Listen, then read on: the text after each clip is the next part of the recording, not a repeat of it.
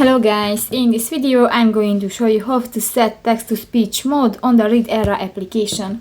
But first of all, I just want to mention, please don't forget to subscribe to our channel, because at 100,000 subscribers we are going to show you all YouTube revenue statistics and growth strategy, how to make money online. So let's jump into it. First of all, open the application on your device.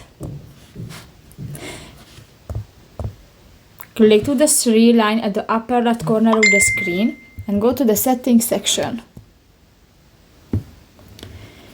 New.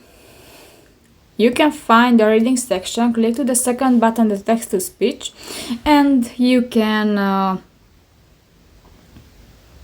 select the voice, you can select the language, and you can set the speech rate, the timer, you can set a multilingual mode, and that's it. So that's pretty much it for this video, guys. See you in the next one. Bye bye.